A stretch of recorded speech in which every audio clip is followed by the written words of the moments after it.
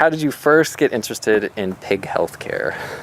I got interested in pig healthcare because I got my first pig from somebody I worked with who just showed up. I hardly knew her, and I showed up and she had it at work for me. She just got him from a farm auction.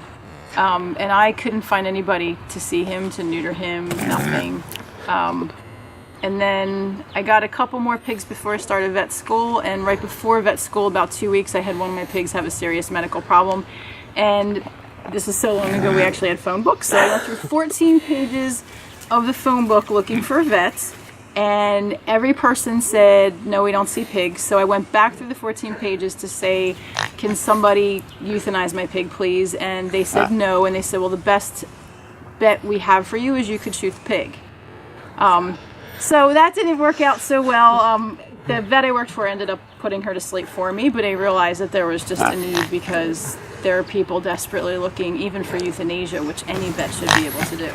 I can understand if you're not used to just handling pigs and it's difficult in an office, but I mean, I've had people come to me with piglets that they can carry in that are 20 pounds, and the vets are like, no, sorry, we don't know what to do with that. What's the most common medical problem that you run into with pigs? In the beginning, it used to be obesity. People have this image of pigs in their head that's a lot like the classical paintings where pigs are painted as obese, and that's not normal or healthy. But more information has gotten out there and people are doing a better job of feeding their pigs appropriately. Now I think as the population ages, they're getting arthritis is probably the number one thing that I see. Almost all pigs will eventually get arthritis. Just depends on the severity of it. And if they're not euthanized for some other reason, just debility from arthritis, not being able to get up and lead a normal pig life is probably the number one cause of euthanasia outside of some illness. Okay, and sort of go along with that, is there anything you can do to limit the amount of arthritis or how much they'll suffer as they get older? Oh yeah, so keeping them in a good body condition. Dr. Arlen Wilbers, who's an excellent pig vet up in Pennsylvania, developed a body condition score for pigs. We have them for dogs and cats and horses, and they vary on scales from 1 to 6 or 1 to 9. He did a body condition score of 1 to 5, 5 being most obese and 1 being emaciated. Pigs should average between 2.5 and 3, so on the thin side of that is preferred. Good hoof care.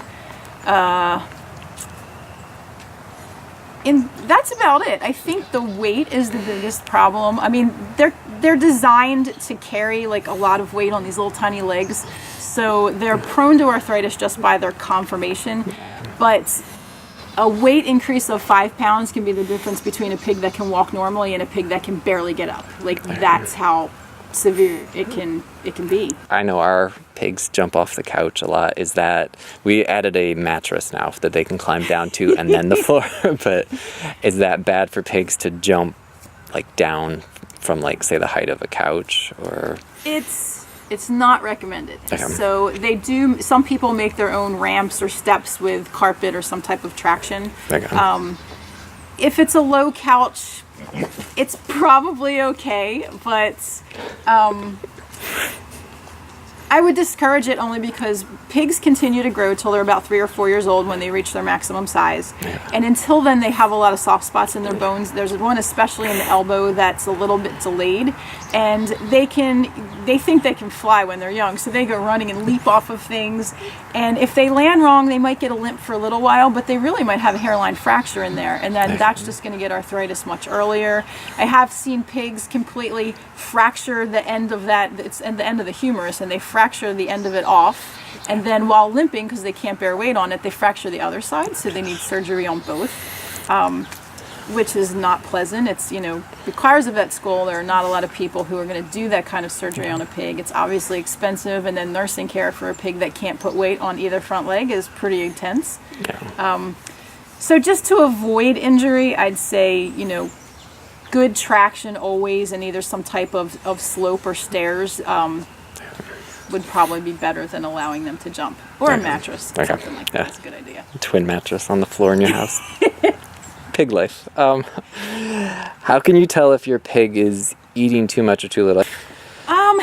So So I guess pigs are kind of hard to judge because we do something where we say we feed to body condition. I think they do this a lot in horses too, but it's not like you can say, oh, feed your pig 1 cup of food twice a day. It's just doesn't, one size doesn't fit all. So you have to feed them, and there are general guidelines. My pigs have always ranged at adult weight from about 75 pounds to 150, and every one of them ate 2 cups of food total a day. And that maintained their weight. But it's going to depend on how much exercise they get, their genetics, how much they get out in the environment. There are pigs that have free range and they eat acorns or apples from the apple tree, and they can get a lot of calories eating things that are outside. So you have to adjust their calorie intake.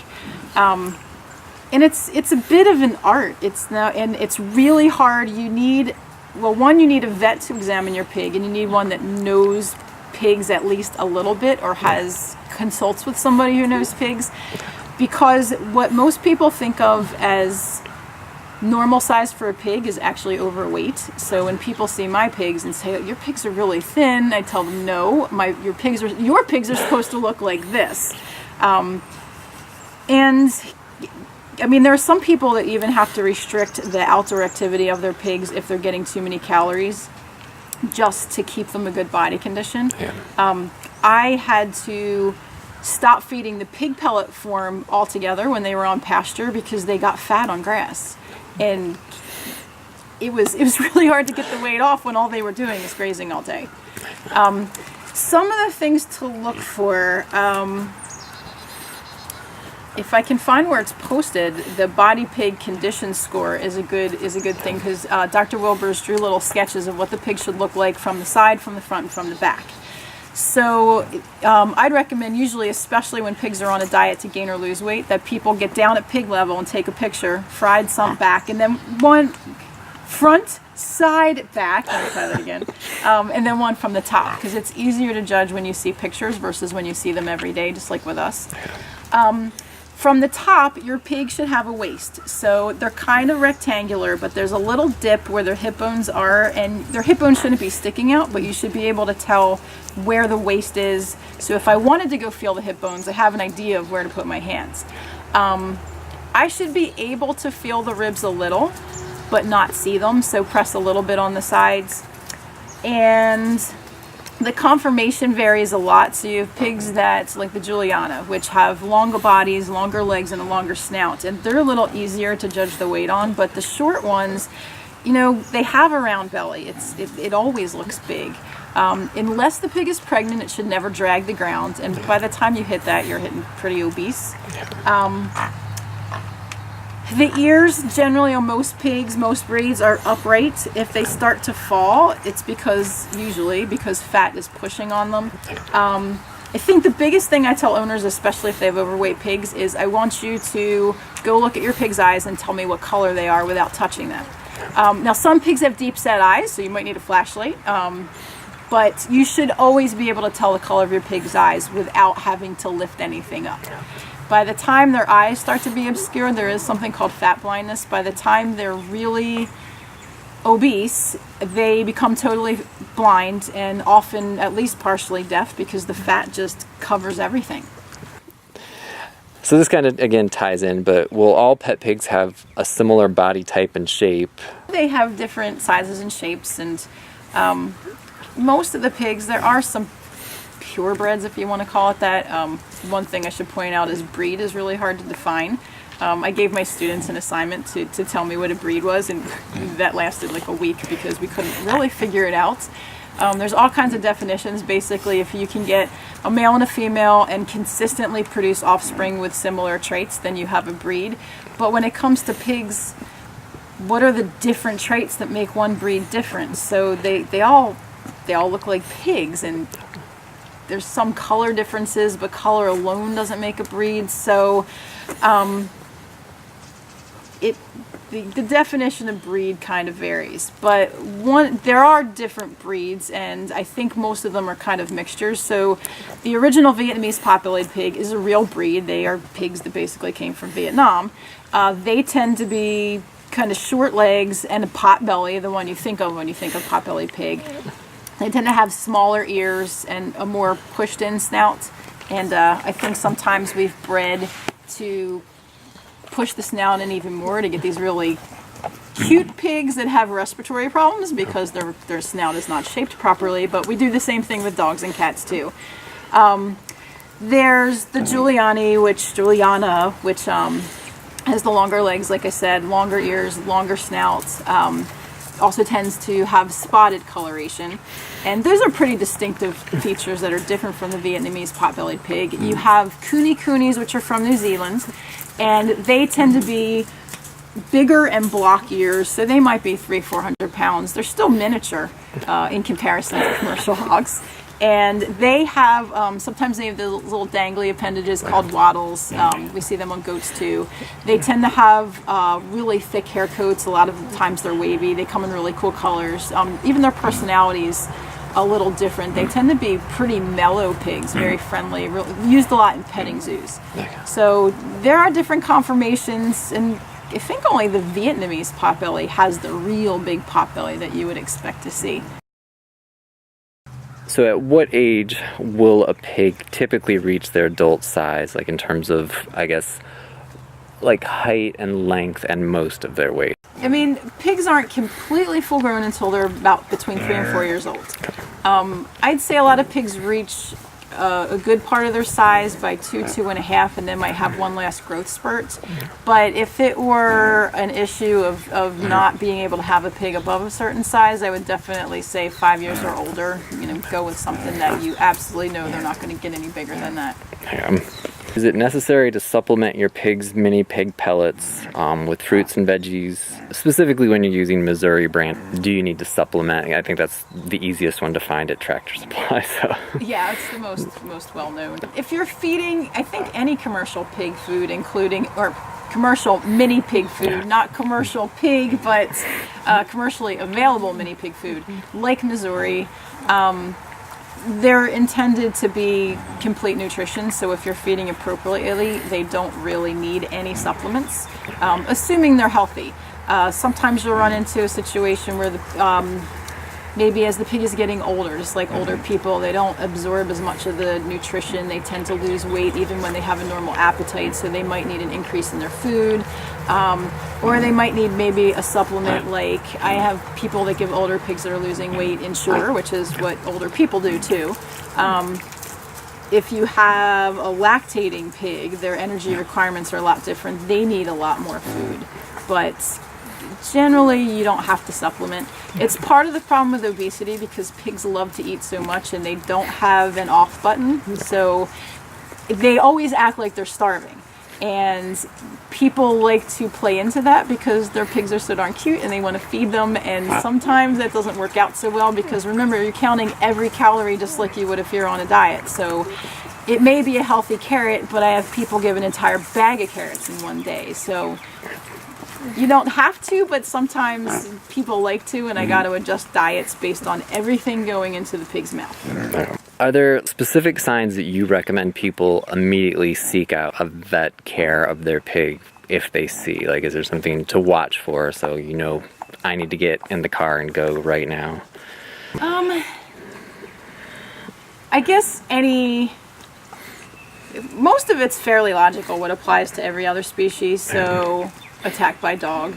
I would call that an emergency even if your pig looks normal because they're going to be suffering from shock and there can be puncture injuries that are much worse than they appear.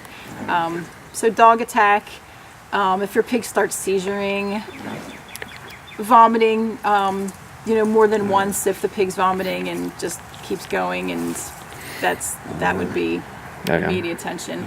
If your pig seems down and out and as part of your routine, you should be able to get a rectal temperature, preferably with a flexible tip thermometer. They sell them at the regular drugstore.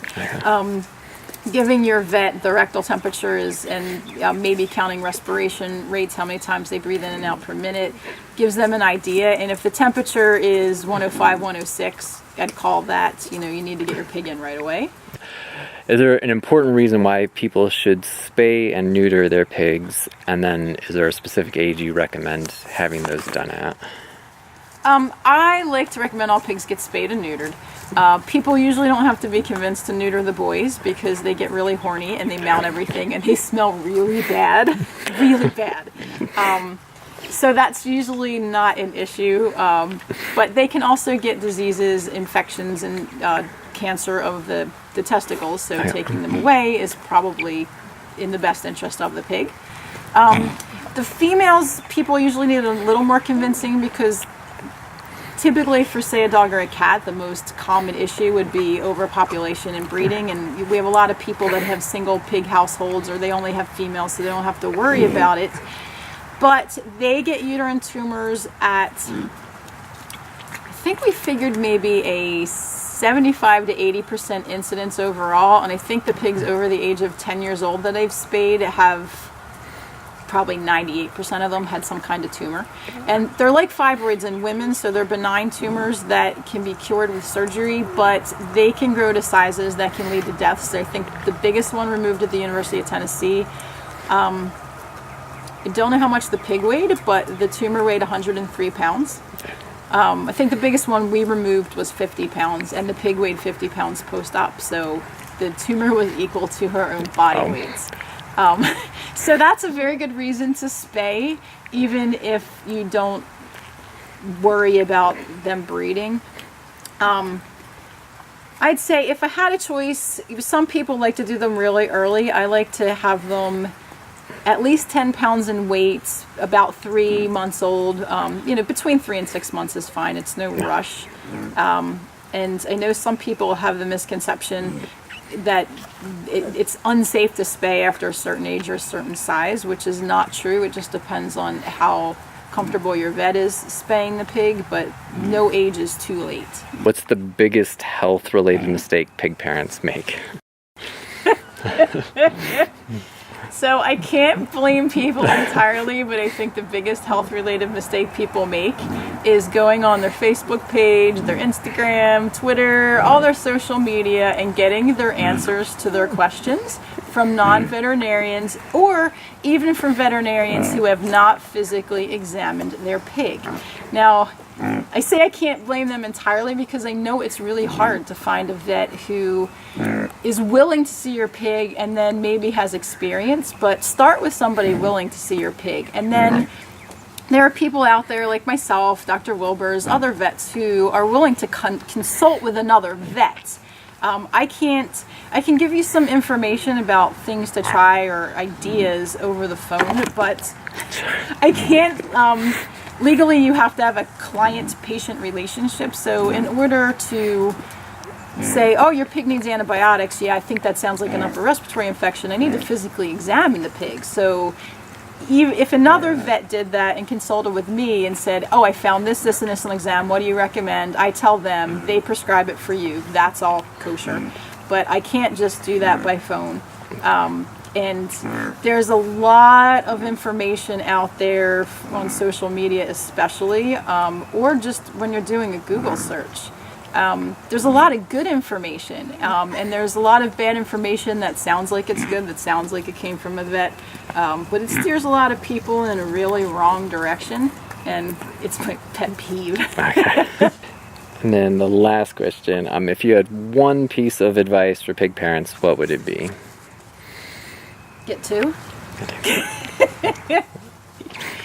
So pigs are social animals, and I mean there are pigs that do fine in a single pig household, but they just do better. They're just mentally healthier when they have another pig to communicate with and buddy up with and create a herd with. And it's one of the top things. One of the biggest behavior problems is single pig aggression, and tends to be single pigs.